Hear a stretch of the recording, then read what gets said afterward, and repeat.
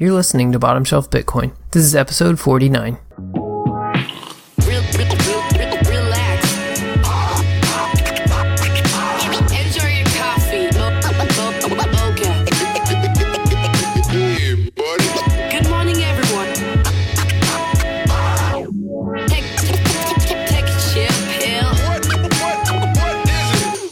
Okay. Hey everybody, welcome back to another episode of Bottomshelf Bitcoin, the podcast that puts Bitcoin knowledge within everyone's reach. As always, I'm your host, Josh Humphrey, and today joining me is Connor Brown, a law student at Stanford and Bitcoin enthusiast. Connor, welcome. Thank you for having me on. It's great to be here. Yeah, absolutely. I want to get into you wrote an article that kind of points out that, sure, maybe Bitcoin has no intrinsic value, but that's actually a benefit. And I want to get into that here in a little bit, but can you kind of give us a brief introduction on who you are and like what Bitcoin means to you? Like what drew you to Bitcoin?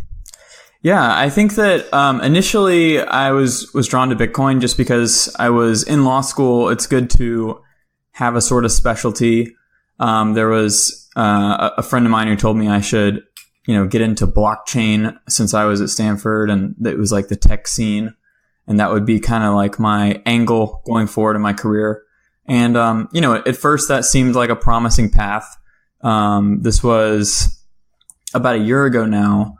I was like, oh yeah, we can have tokenized securities and there's going to be a lot of legal stuff there. And, that was the initial allure. And then as I kind of went deeper into the subject, I started to realize that, even the people that supposedly are the experts on the subject in the blockchain space, didn't even understand the basics of Bitcoin. And, as I kind of dove deeper and saw it not just from a legal perspective, but, as a historical, economic, computer science, perspective, it just was really mind blowing that this thing is so interdisciplinary and just kind of sucked me right down the rabbit hole. And here we are a year later, and I'm trying to figure out how to not have a career in the law and do Bitcoin as much as I can. Oh, really? Yeah, it's been weird. It's I've had kind of my life on a straightforward path for like the past 6 years, I guess, of like kind of planning ahead and planning on being an attorney, and now all of that is kind of in flux, and it's a little bit scary, but it's extremely exciting to have everything suddenly change for the better. Yeah. Well, take heart. You're definitely not the only one I've talked to that has kind of had a similar experience where once they've come across this, they start to question their job and their like the path that they're on and saying maybe I should do something more in line with this. So yeah, it's definitely doable.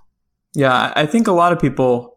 I mean, for me, it's like we want to, or at least like if I go into the legal field or any field, really like you're starting in a profession that you're starting at like chapter 14, right? And so we have the opportunity to be like at the beginning of something great, and I think that's so alluring to people that it draws them in, and that's something that keeps us here. But yeah.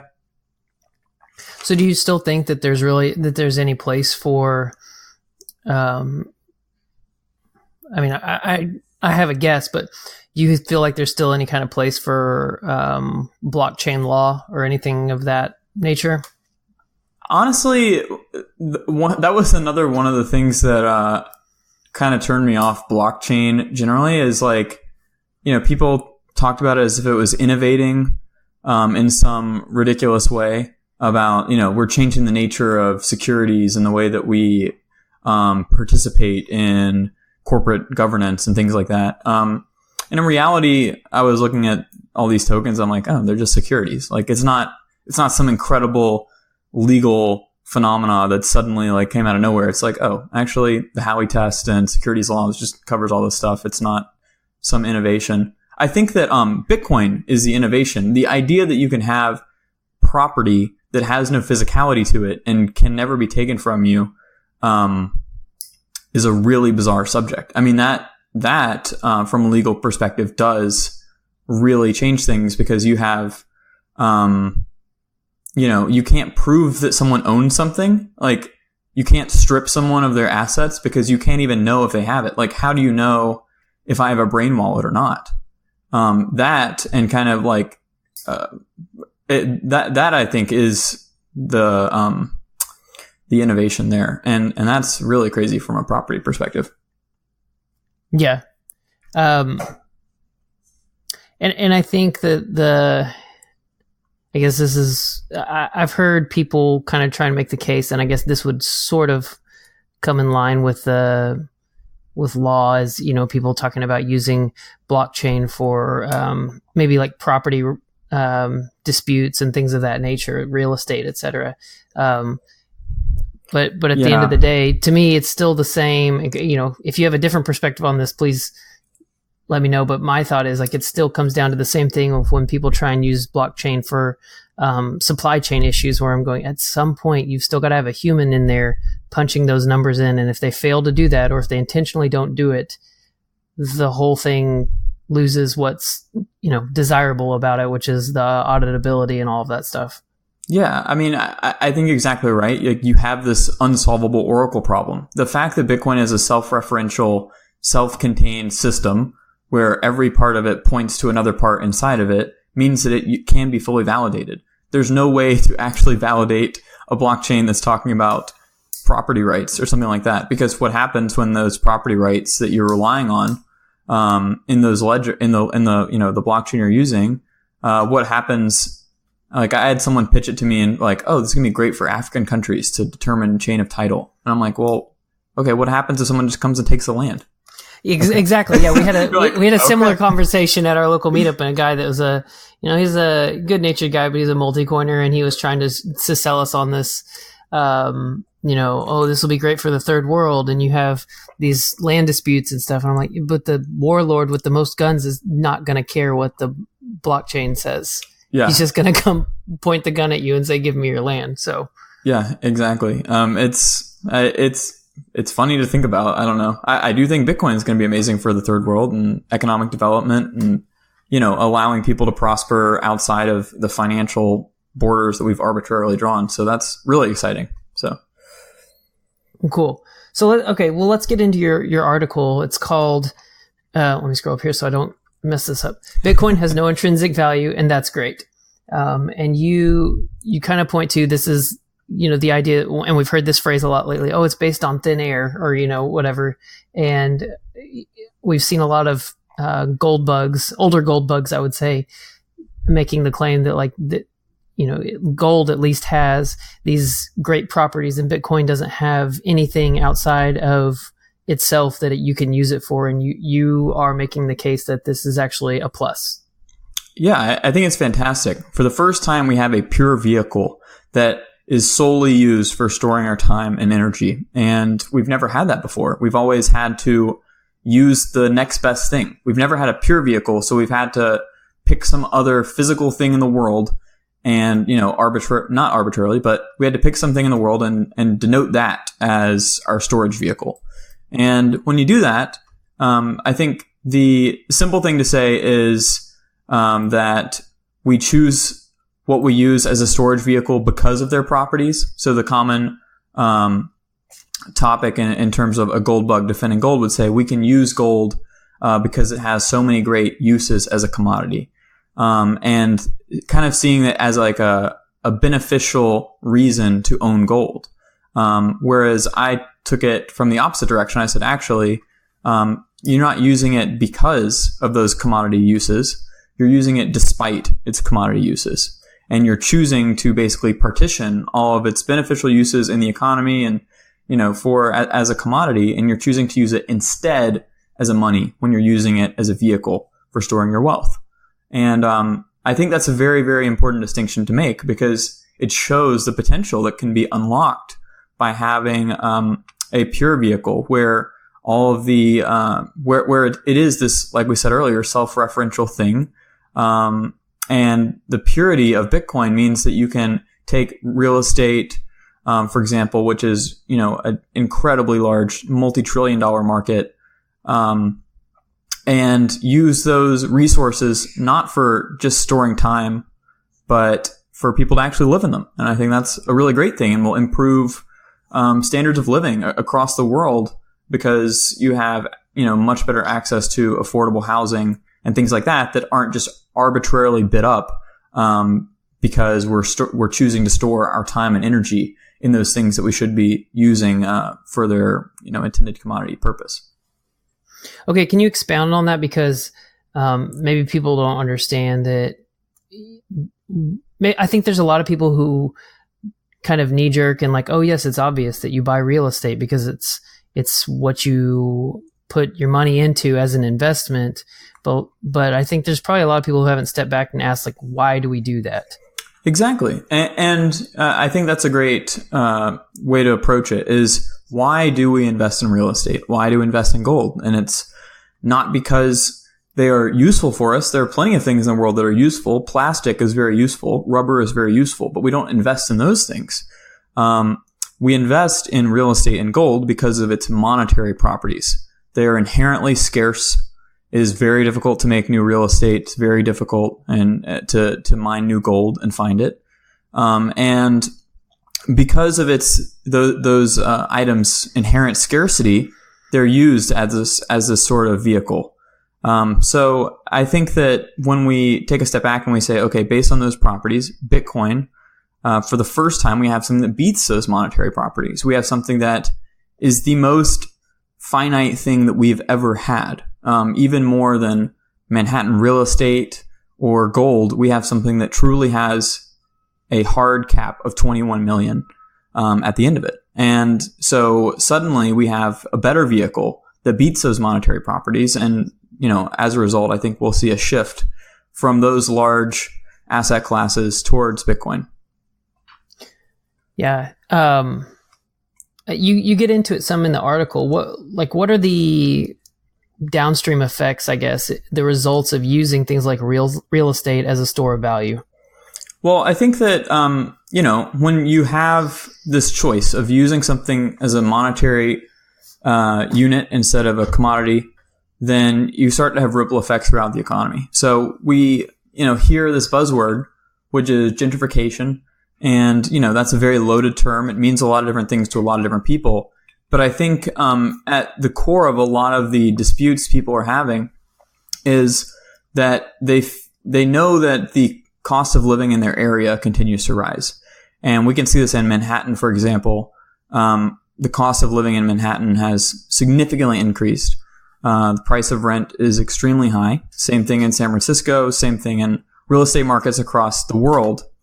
And, as a result of people using things for their monetary purpose instead of their commodity purpose, we see affordable housing really going out the window. We see people lobbying their local representatives, maybe their local politicians, trying to get strict zoning laws passed, or strict restrictions or on the ability to create affordable housing.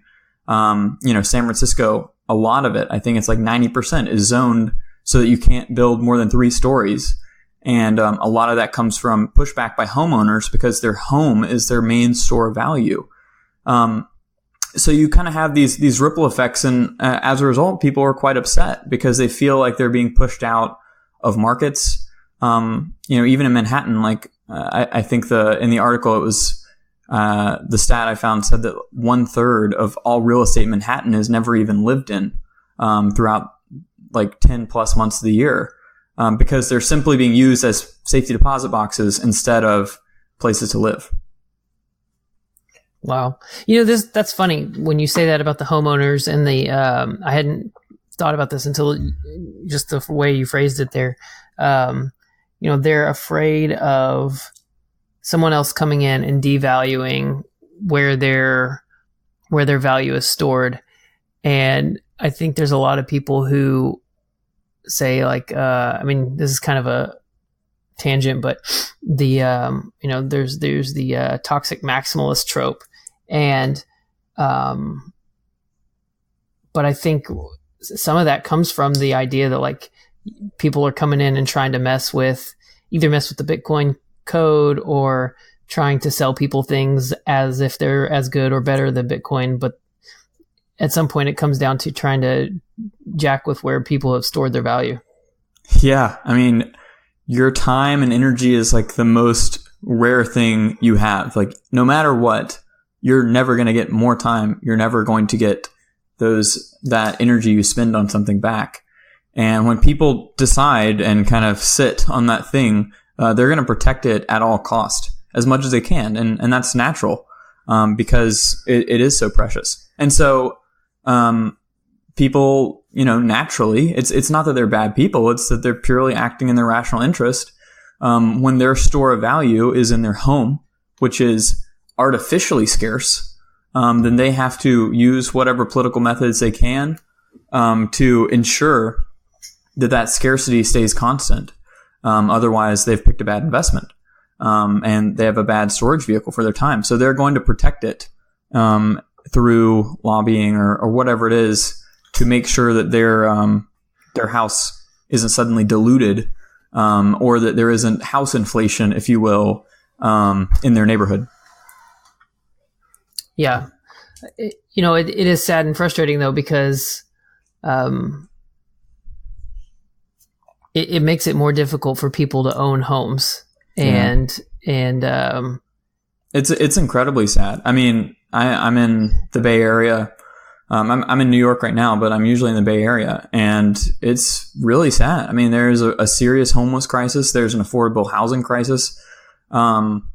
There's people who they'll have a job in the city, maybe working, like a service job, and they have like an hour and a half commute to get into work every day. And that's brutal. I mean, that's really, really hard on someone to do for years. And maybe they can only find a job in San Francisco, but they have to live way further down the bay, just to find a place that they can barely scrape by and afford, and go into massive debt just to get an extremely mediocre home. It's really sad. And then, it's frustrating because there's talk like, what do we do about this crisis? Like it's like some incredible thing. They can't figure out what's going on, but for some reason, houses are very expensive. And, for some reason, they can't understand it's a supply and demand problem, but it's really a money problem. It's really a protection of your time and the unit you're using to store your time. So I think having that framing is really refreshing. And I even talk about, kind of if we did choose to have affordable housing in San Francisco and, stored our wealth somewhere else, what could San Francisco look like? What kind of city could it bloom into? And I think there's some really, really cool modeling in the article that kind of walks through, what the potential is. Yeah.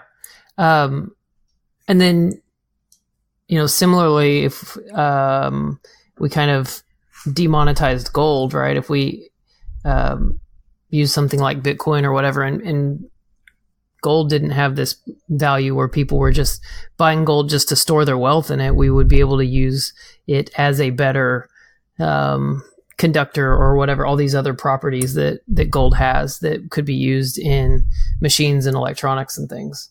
Exactly. I mean, gold is used in a lot of different items, especially in the healthcare industry. It's great for making medical devices. So, higher quality healthcare, higher quality computer chips, maybe even, better quality ASICs to keep our network nice and strong. Maybe gold is what actually supports the Bitcoin network. I know Peter Schiff loves to throw that out there. It's also great for, space, and aeronautics and things like that. So I think that, who knows, maybe we're a more mobile society as well. We go to the moon, we go to Mars. It's all super exciting, to think about the monetary premium from gold falling away and having much higher quality items as a result. Yeah. And then we would have more real estate if we were on Mars anyway. Yeah.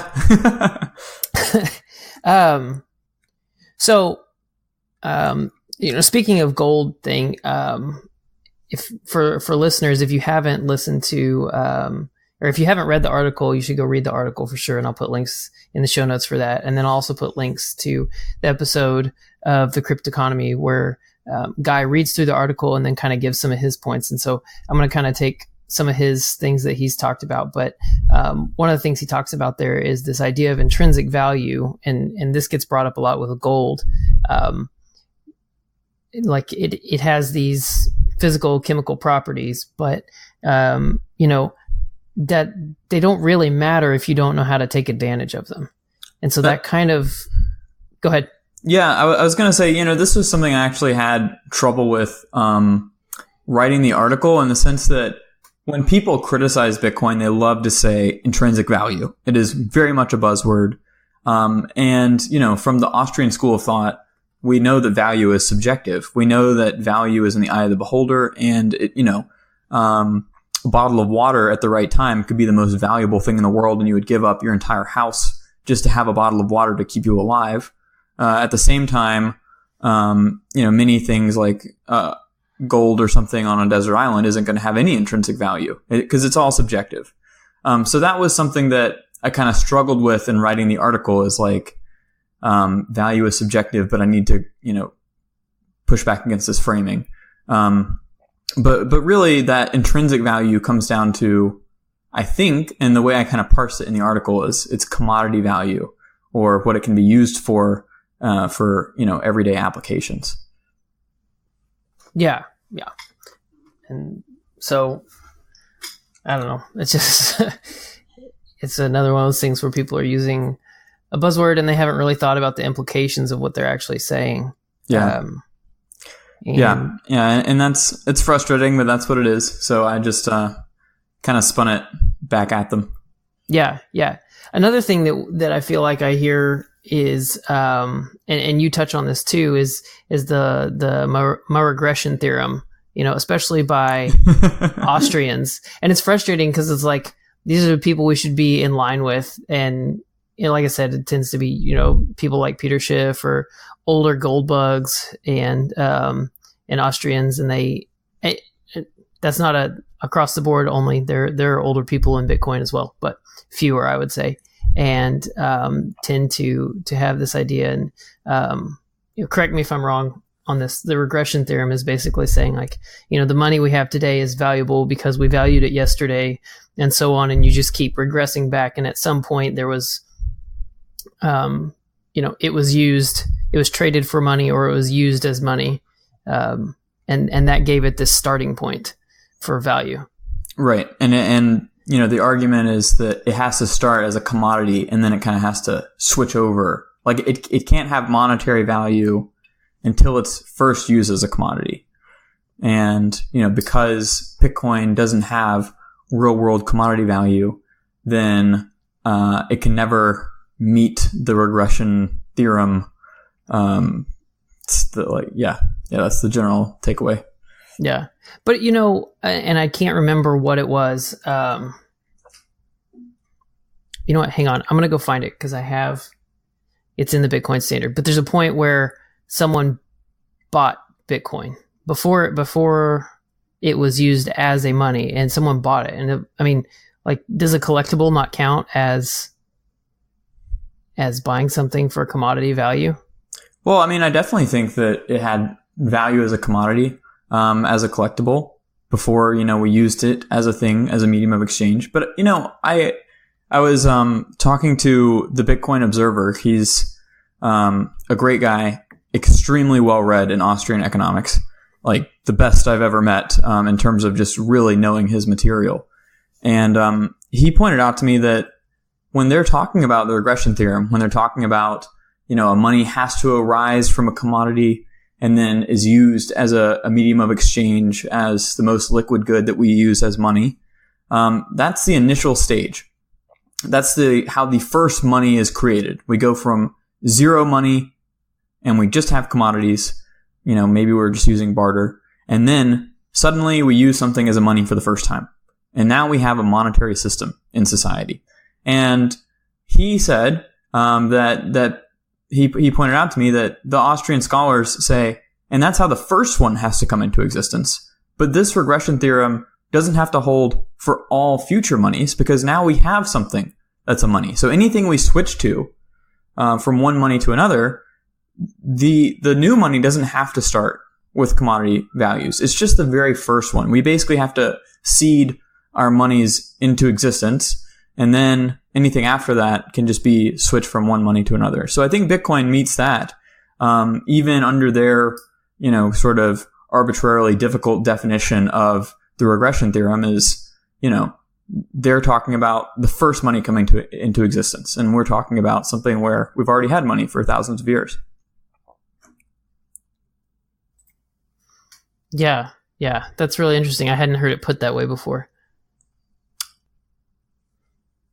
Okay, here we go. I found it. And I actually have to give my wife credit for this, because after bugging her about it for a year, she finally has started reading the Bitcoin Standard, and she actually corrected me on something the other day. Oh, nice. Because she had started it. So yeah, there you go. Because I think we were talking about Laszlo's Pizza or something like that, and I was saying it was the first time.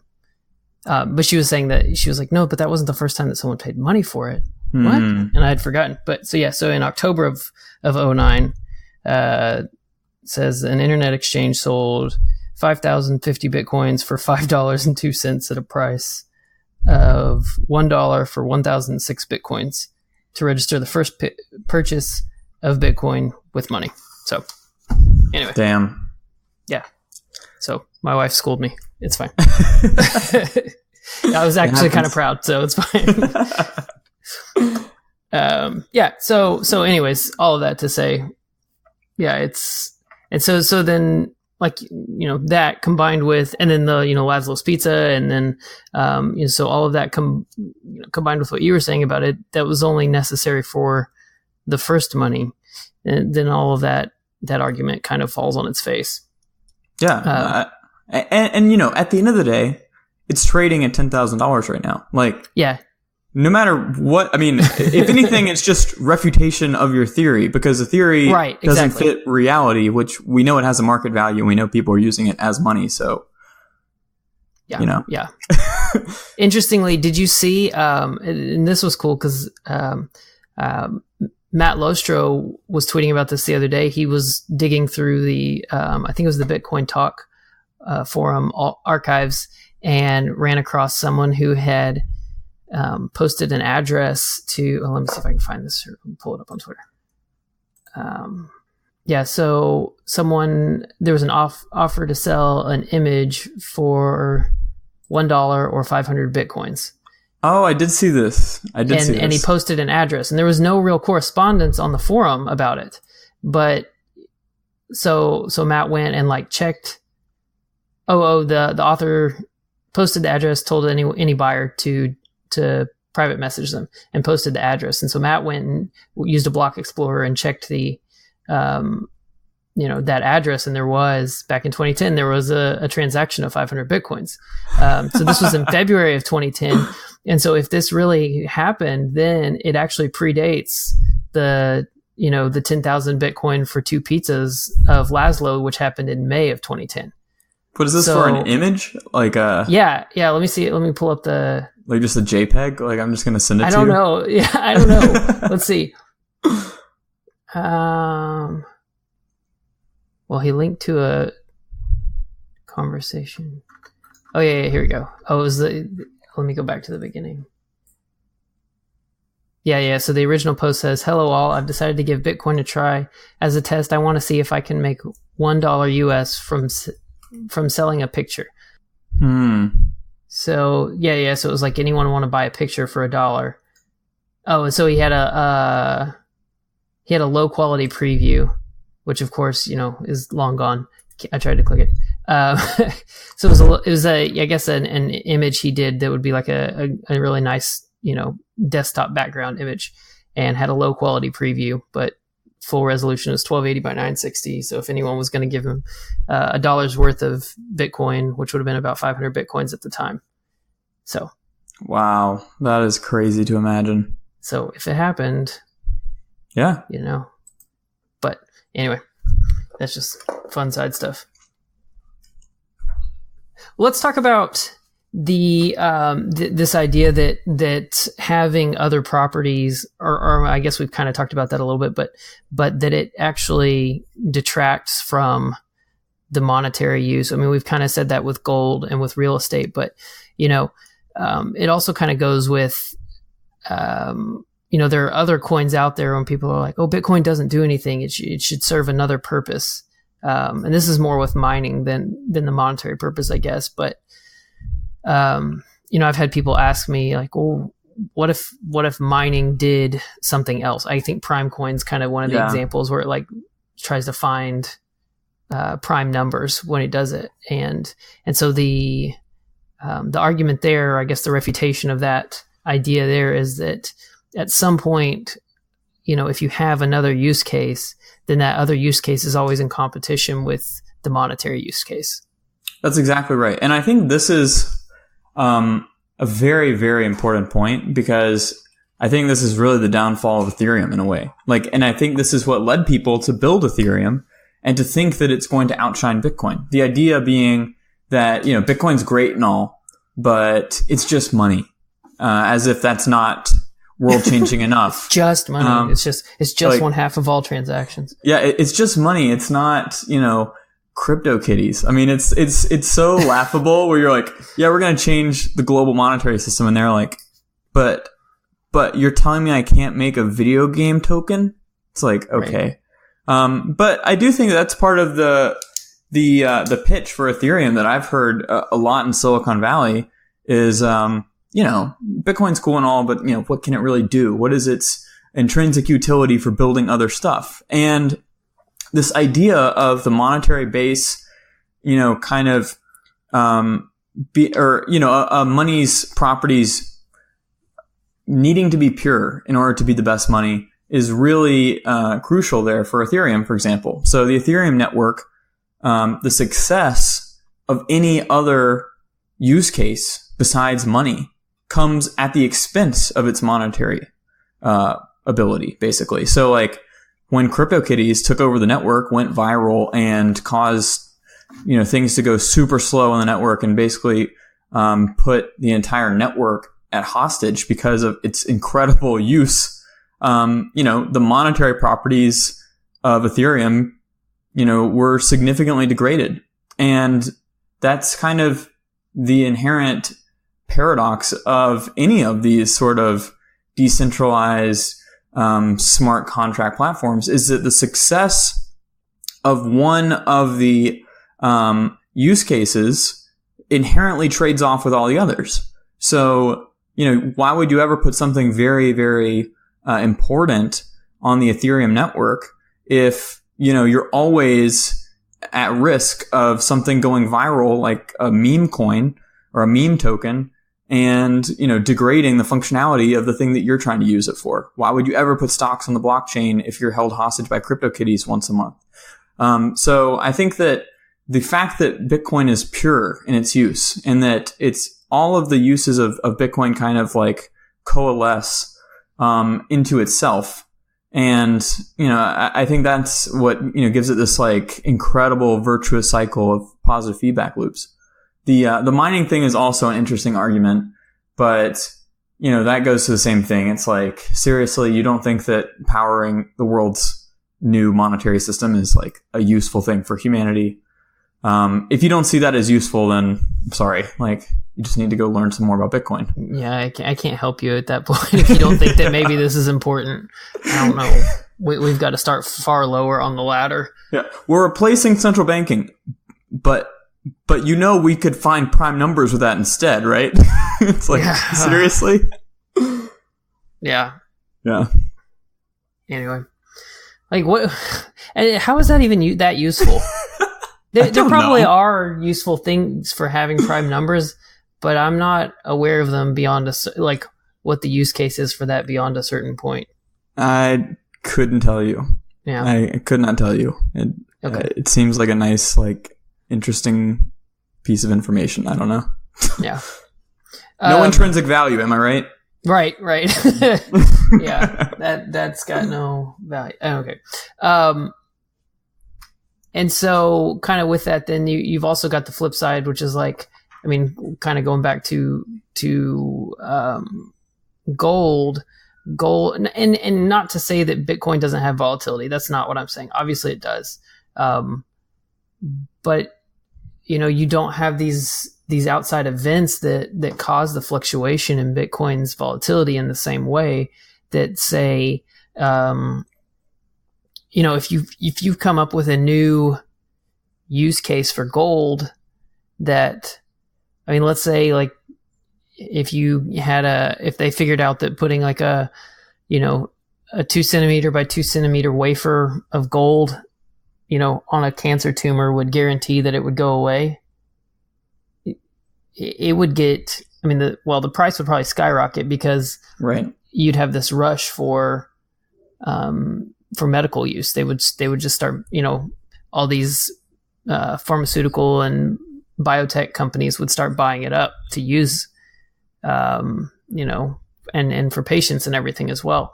And then, on the flip side, they're talking about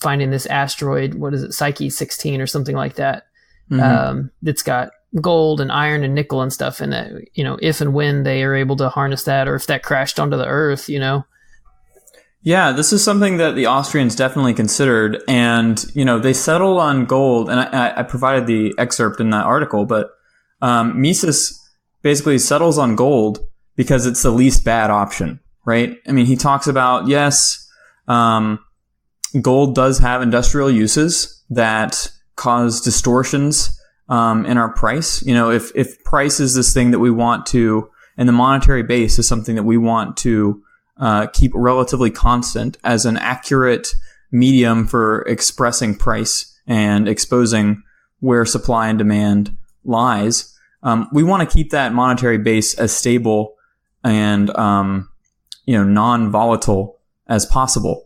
And so he talks about gold being not that great because it does have these industrial uses that can like arbitrarily create a massive increase in demand for our money.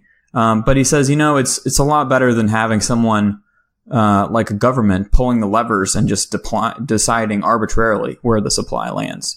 And that, it's kind of like the least bad option.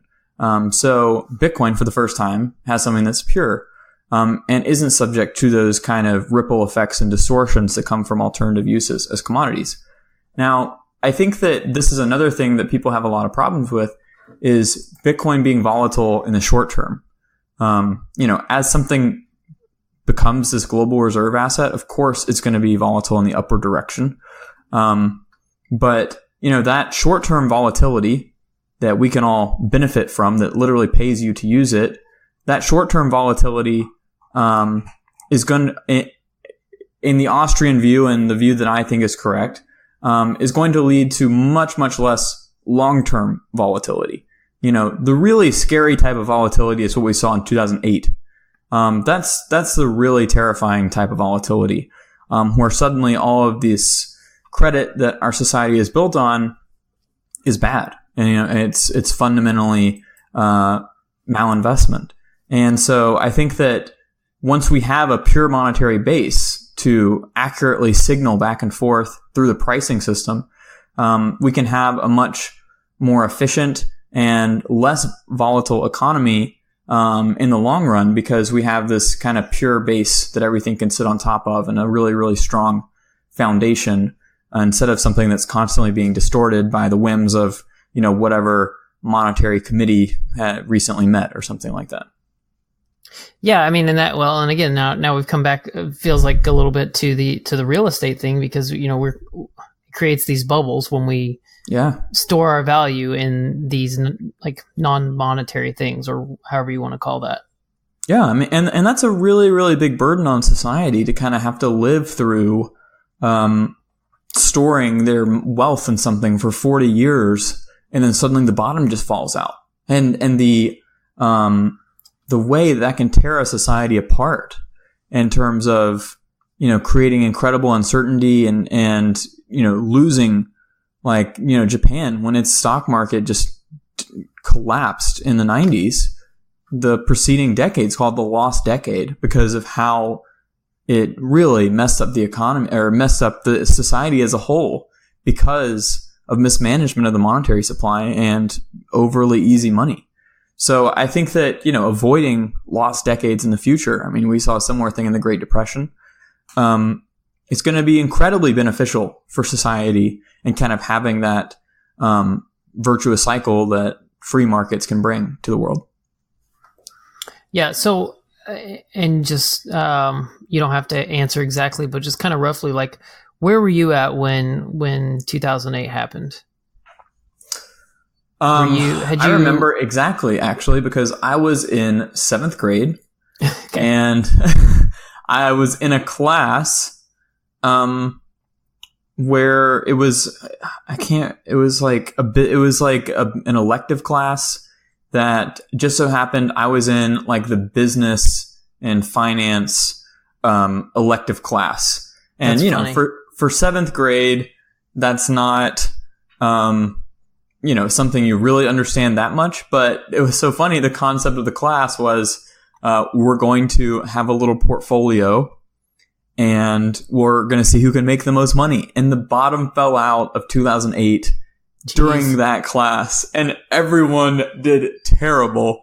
And, I don't remember too much, in terms of specifics. And, like, I remember there were some people who bought gold and they did really well. But what really stands out in my mind from that class is my professor was, like, 2 years away from retirement, and she had all of her money in, like, just a few different stocks of places she had worked, because she had worked at like a sock company, like Hanes brand, and a few different places, and almost all of her wealth was in stocks.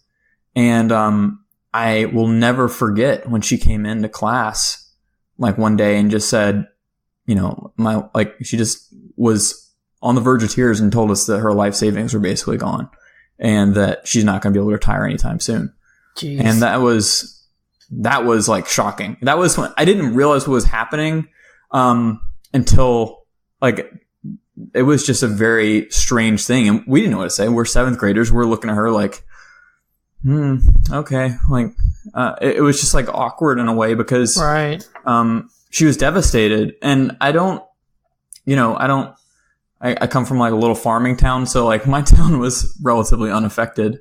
I do remember my dad was worried that he was going to lose his job, at some point, but that turned out to be okay. So my family directly wasn't super impacted, but I'll never forget my teacher, coming in and saying that, and just, it was scary. And that just really hurt to society as a whole. And avoiding that and having a pure monetary base, that people have this provably scarce thing that they can rely on to not be messed with, is so crucial in my mind for a flourishing society. Yeah. You mentioned,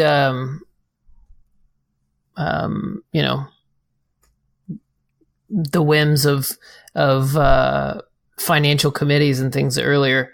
You have any thoughts on this past week? There's been a lot of buzz by financial committees in the last week or two about Bitcoin. It's been crazy. This past week has been very crazy. It's one of those things that, like, it's all happening so much faster than I expected. I really thought, and I guess Libra has kind of, like, pushed the envelope enough that it's kind of brought everything that we've been thinking about more into the limelight. And for the first time, we've kind of been able to see behind the curtain and see what's been going on. And it's been weird. It's been exciting. It's been terrifying. Some of it has been very, it's given me a lot of hope for our country going in the right direction. Other parts, not so much. I think that overall, this past week, and hearing Libra testify and talk about what they plan to do with the Calibra wallet and their network has been really great for politicians to kind of see the juxtaposition between Bitcoin as this permissionless, voluntary, pure, kind of system that can't be messed with by a group of, special interest. And on the other side, you have literally the most hated people in the data business and in the payments business and the banking industry all colluding in one joint venture that, the right loves to use as a punching bag, for freedom of expression, and the left loves to use as a punching bag for, being greedy middlemen. And it's kind of like the perfect enemy we could ask for. If Apple did something like this, I don't think we would see nearly the same pushback.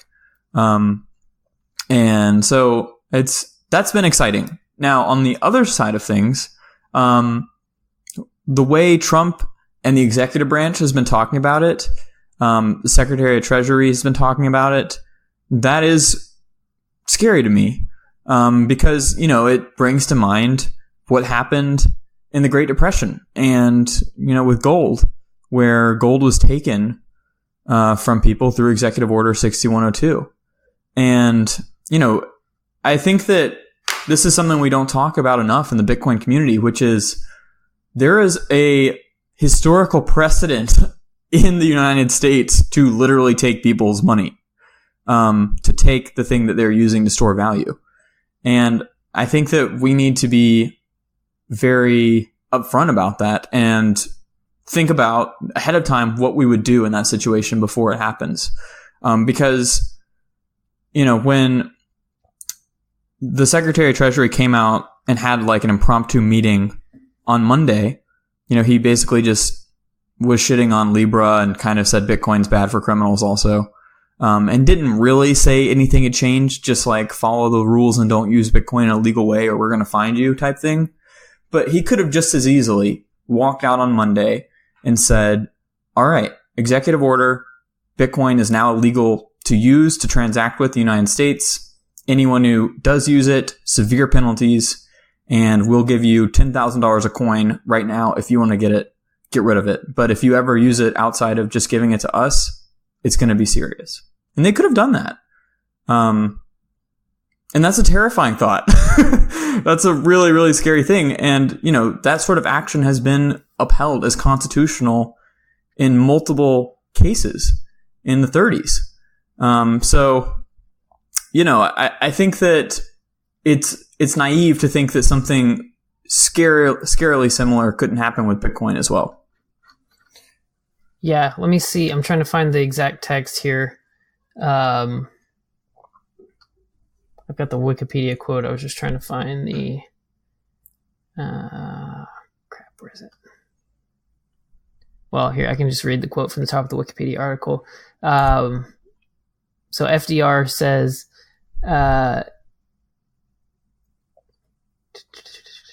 forbidding, so this is Executive Order 6102, signed by FDR, forbidding the hoarding of gold coin, gold bullion, and gold certificates within the continental United States.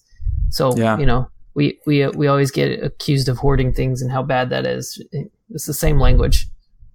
Yeah, I think that especially if we were to see, I can easily imagine this if, we're to see a significant market downturn, something similar to 2008, at the same time as a massive bull run in Bitcoin. And, let's say someone like Elizabeth Warren, who already has socialist tendencies, elected. Mm-hmm. I mean, that's like this crazy, confluence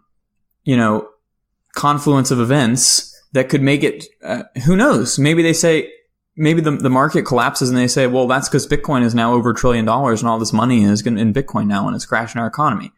They could fucking say anything. I mean, and so look at all these tax evaders. We need to, they're ruining your economy. Yeah. They're hoarding all their money and they're taking from the average man because they're hoarding and they're not using and it's not circulating to the average person. So we're just going to take it from them. And they'd probably have if the market downturn happens with the bull run in Bitcoin, they just, correlation without causation. Who knows? They could get overwhelming public support for that and might get it through on the Supreme Court too. So, that's why we need to be thinking as far as we can into the future and be planning about, what do we do if that happens?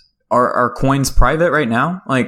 You don't want to have KYC coins if something like that happens. That's the importance of maintaining your privacy and being very smart about the things you do and Yeah, anything you have in exchange, forget about it at that point. Oh my gosh. Not your keys, not your coins, but not your if your coins aren't mixed, it might be not your coins, because you would be terrified of using them. Yep. I mean, if you let's say you just withdraw straight to your ledger or your Trezor from Coinbase, then they still know where the coins are. And if they say it's illegal to use the transaction, they'll just say, oh, you moved it from Coinbase right to this wallet, and then you used it again, and now we're knocking on your door. So, I mean, it's a terrifying dystopia to think of, and I don't think it's probable, but I think it is much more realistic of a possibility than people like to admit. And it is scary. I don't think it I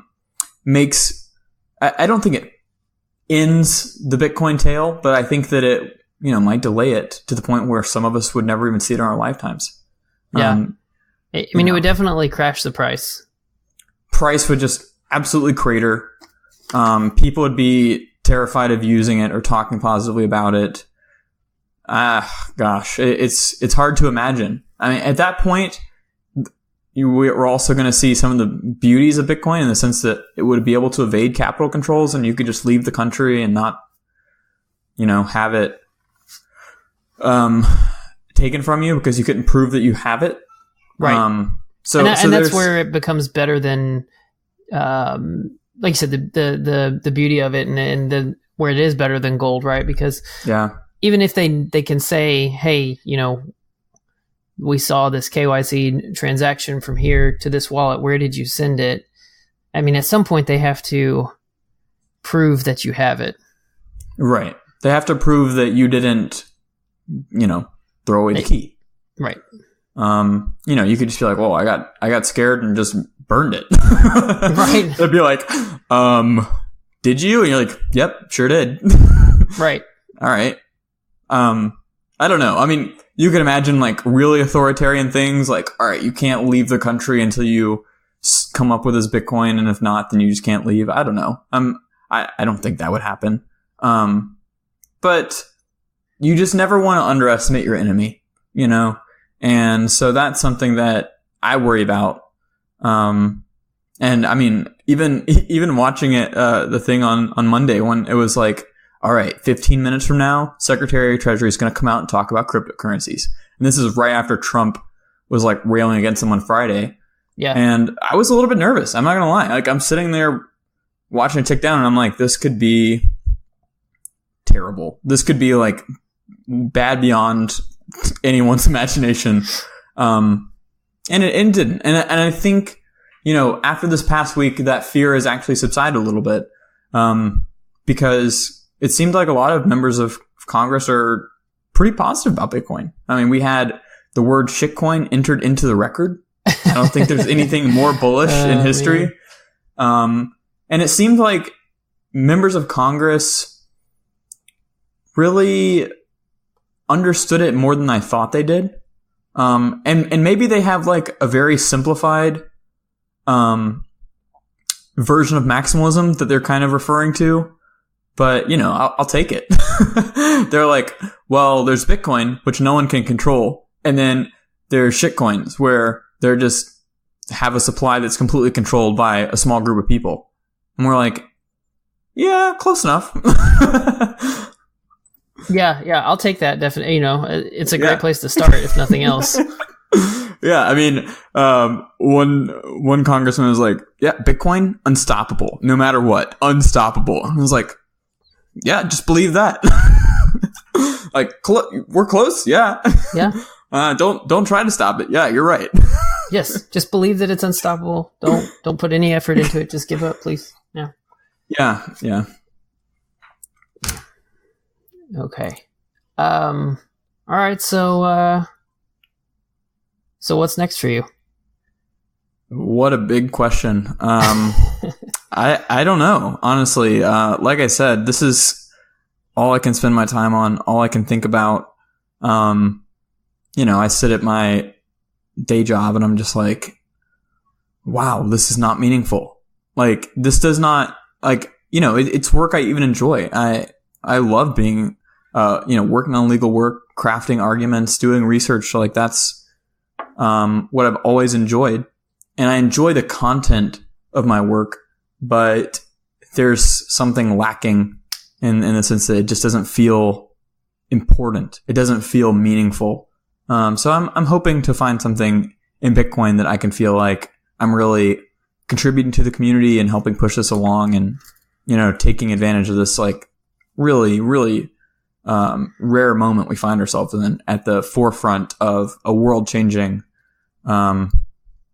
technology. So we'll see what happens. I don't have any official announcements right now of what's next, but hopefully soon.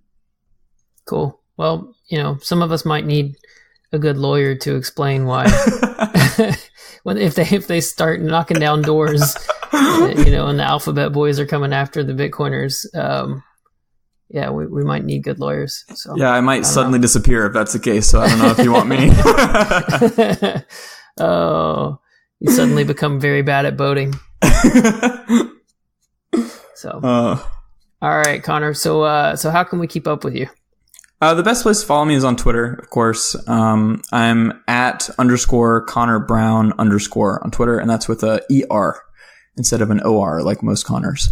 So yeah, just follow me on there and feel free to reach out and shoot me a direct message and talk to me. I love talking to people, and happy to talk. Awesome. And again, I'll have the link to the article, Bitcoin has no intrinsic value, and that's great, in the show notes. So you guys check that out. Check Connor out. Connor, thanks for joining me, and I really appreciate your time, and this has been a lot of fun. Yeah, thanks so much for having me on. It means a lot.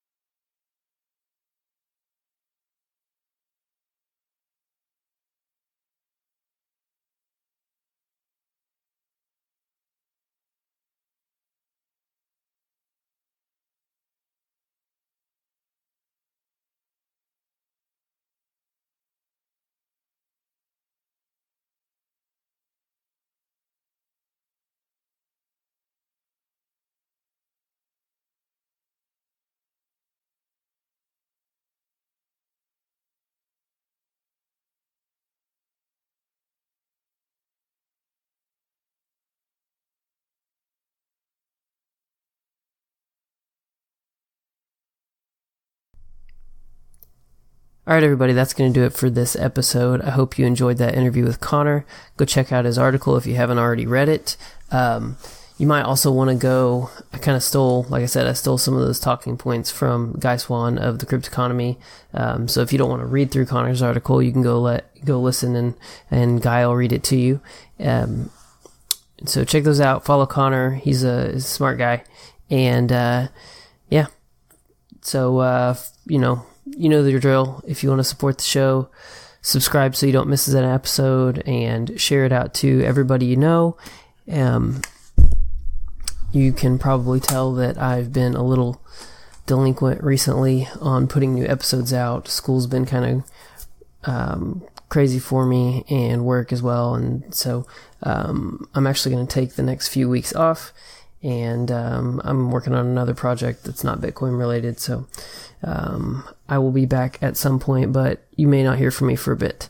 I'll still be on Twitter, but I just won't be putting out any new episodes for a while, so that'll give you a chance to catch up on every other show. But I will be at BitBlock Boom in August in Dallas. If you're going to be there, hit me up and let's meet up in real life. Don't forget, you can always help support the show, and like I said, by sharing it. That's the best way, honestly, is sharing it. Putting reviews on iTunes. You can go to bottomshelfbitcoin.com/kidsbook and buy a Tuttle Twins book, or mini books. Those are great books that introduce ideas of liberty and free market economics and those kind of things, and it doesn't cost you anything extra, but if you go through my referral link there, then I get a little cut of that, and that helps out with the show. Also, don't forget that now the show is up on LNcast. If you want to listen ad-free, you can just throw some sats my way and listen to each individual episode. It's a pay-by-episode kind of thing. I had DJ Seeds on, I think, on the last episode, and so you can go back and listen to that episode if you're curious about that. Or you can be on Patreon. I think that's really it. Be sure to follow me on Twitter at BottomshelfBTC. And I guess that's going to do it for this week. Alright, from Bottom Shelf Bitcoin, I'm Josh Humphrey. Thanks for listening.